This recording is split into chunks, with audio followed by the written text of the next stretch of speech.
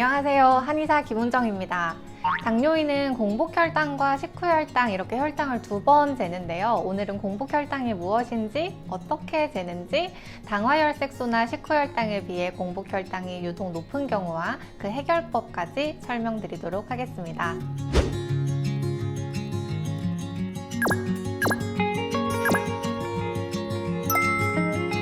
일단 공복혈당은 일어나자마자 재야 합니다. 오늘따라 평소보다 일찍 일어난 경우에는 어떻게 할까요? 환자분들 중에 평소 일어나는 시간까지 기다렸다가 재야 한다고 알고 계시는 분들도 많은데요. 사실은 일어나면 그냥 바로 측정하는 게 맞습니다. 대체로 일어나고 시간이 지나면서 점점 혈당이 오르게 됩니다. 평소에는 7시에 일어나는데 오늘은 5시에 눈이 떠졌어요. 7시까지 기다렸다가 혈당을 재면 평소 공복혈당보다 높게 나온다는 것이죠. 참고로 공복혈당의 정상 범위는 100 미만입니다. 70 미만으로 떨어지면 저혈당입니다.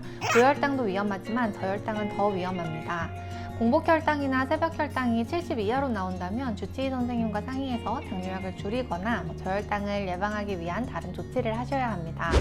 자, 이제 공복혈당을 낮추는 방법을 설명드릴 건데요. 일단 기본적으로 공복혈당에 영향을 크게 주는 요인들을 먼저 알려드릴게요. 바로 수면, 지방, 스트레스, 간 기능 이렇게 4가지입니다. 오늘은 이 중 간 기능에 대한 이야기를 할 거고요. 다른 요인들에 대해서도 앞으로 하나씩 영상을 만들어서 공복혈당을 조절하는 노하우를 모두 말씀드리겠습니다. 자, 오늘의 주제인 간 기능에 대해서 설명드릴게요. 간 기능이 나쁘면 혈당이 안 잡힙니다. 간 기능이 나쁘다는 말이 애매하죠. 자, 1번 피 검사했을 때 간 수치가 나쁘다. 2번 지방간이나 기타 간 질환이 있다. 3번 검사상 별 이상은 없는데 간 기능이 낮다. 이 3가지가 모두 해당합니다. 이렇게 간이 안 좋은 경우에 공복혈당이 상당히 높게 나오는 경향이 있습니다.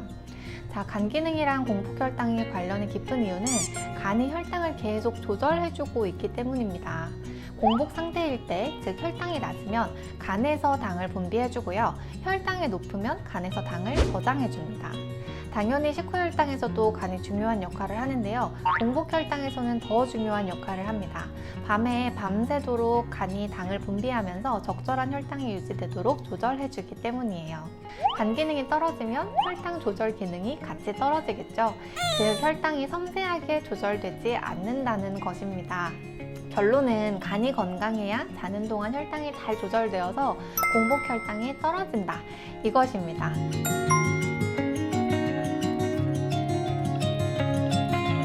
그러면 간이 건강해지려면 어떻게 해야 할까요? 간을 쉬게 해주어야 합니다. 간은 우리 몸의 대사를 담당하는 장기입니다. 몸에 나쁜 음식을 먹으면 그게 간에서 다 대사가 일어나게 됩니다. 그래서 몸에 나쁜 음식, 독이 되는 것을 먹지 않아야 합니다. 예를 들면 술, 간에 무리를 주기 때문에 금주하는 것이 좋습니다. 그리고 간독성이 있는 약들, 흔히 먹는 약 중에는 타이레놀이 있겠죠.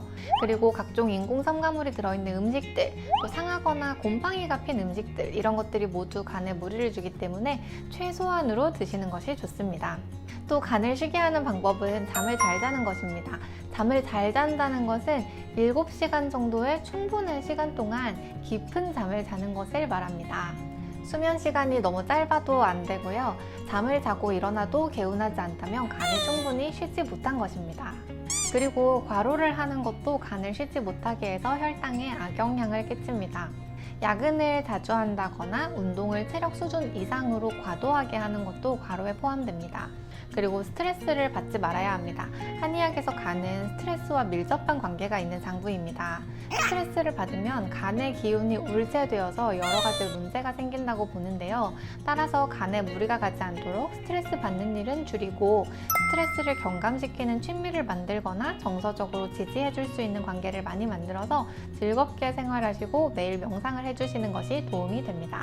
그 외에 지방 가는 경우는 꼭 금주와 다이어트를 하셔야 하고요. 간염, 간경화 등 간 관련 질병이 있는 경우 주기적으로 검사를 하면서 잘 관리하셔야 합니다.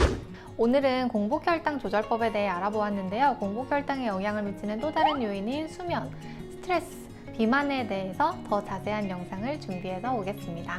근본적인 치료와 생활습관 교정을 통해서 당뇨를 극복하시길 바랍니다.